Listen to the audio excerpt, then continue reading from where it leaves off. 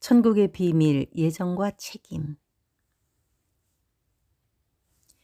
마태가 기록한 13장에는 납득하기 어려운 내용이 있습니다. 제자들은 예수님이 사람들에게 왜 비유로 말씀하시는지 궁금했습니다. 알아듣기 쉽게 풀이해주면 좋을 텐데 그마저도 하시지 않았습니다. 제자들이 와서 그 이유를 물었습니다.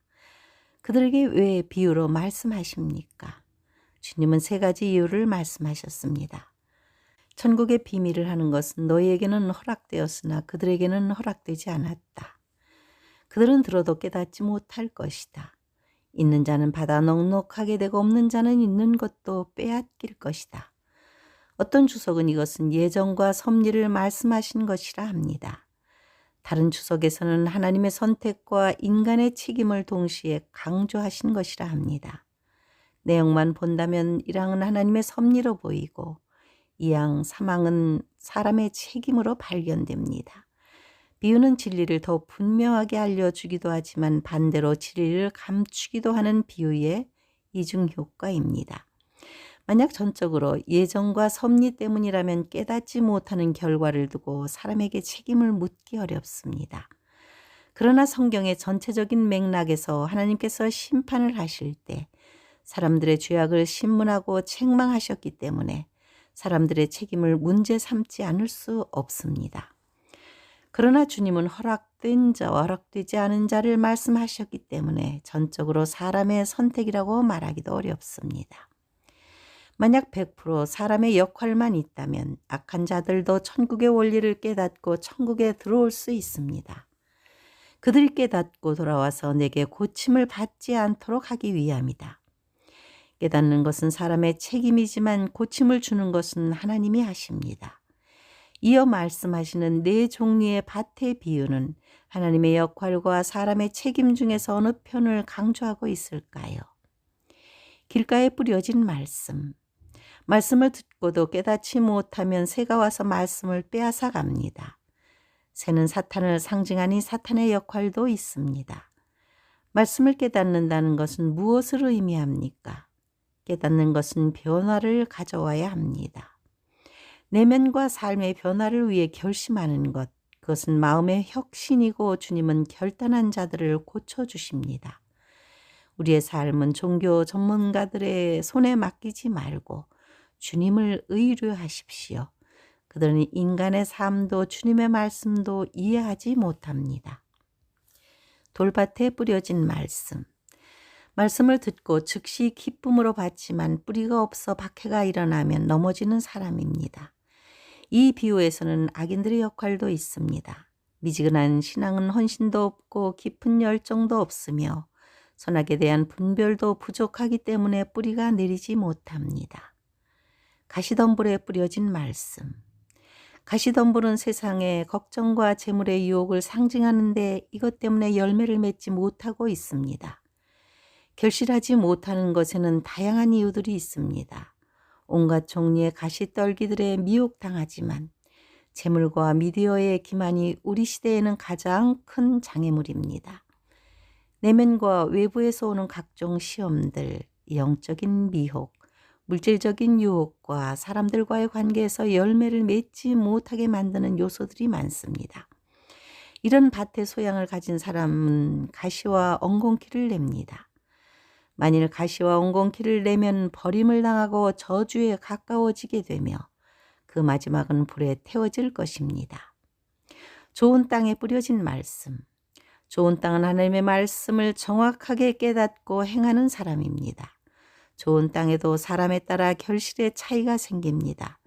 결실의 차이를 만드는 것은 말씀을 깨닫는 수준과 규모와 색깔이 각자 차이가 있기 때문입니다. 자신의 내면이나 삶을 변화시키는 것을 내키지 않는 사람도 있습니다. 왜 이런 일이 벌어지는 걸까요? 천국의 원리 중 하나는 깨달음을 통한 결단이 필요하고 다음은 삶의 우선순위입니다. 하나님을 사랑하는 마음이 부족하거나 우선순위가 하나님께 있어야 열매를 맺을 수 있습니다. 열매를 맺지 못하는 사람은 각자의 삶에서 보이지 않는 천국은 최우선이 아닙니다. 하나님의 말씀에 순종하며 도덕적이고 윤리적인 삶을 살고 천국을 위해 투도하지 않습니다. 사람의 마음이 중요하기는 하지만 하나님의 도우심과 허락하심을 통하여 좋은 열매를 맺을 수 있습니다. 결국 결실하지 못하는 근본적인 원인은 자기 중심적인 결정에 따른 외식과 우선 때문이라는 사실을 알 수 있습니다. 열매에는 좋은 것과 나쁜 것이 있습니다. 열매는 행위들을 상징합니다. 구속은 주님으로부터 오지만 보상은 사람의 행위들로 오는데 심은 대로 거둔다는 말이 여기에 적용합니다. 스스로 속이지 말라. 하나님은 업신여김을 받지 아니하시나니 사람이 무엇으로 심든지 그대로 거두리라. 심는 것은 두 종류가 있습니다. 육체를 위하여 심는 것과 성령으로 심는 것입니다. 자기의 육체를 위하여 심는 자는 육체로부터 썩어질 것을 거두고 성령을 위하여 심는 자는 성령으로부터 영생을 거두리라. 우리가 선을 행하되 낙심하지 말지니 포기하지 아니하면 때가 이름에 거두리라. 뿌린 대로 거둔다는 것은 농사의 원리입니다. 콩 심은 데 콩나고 팥 심은 데 팥난다는 사자성어로 종두둑두, 인과응보, 사필 규정이 있습니다. 사람은 그 쌓은 선에서 선을 내고 악한 사람은 악한 것을 쌓아서 악한 행위를 합니다.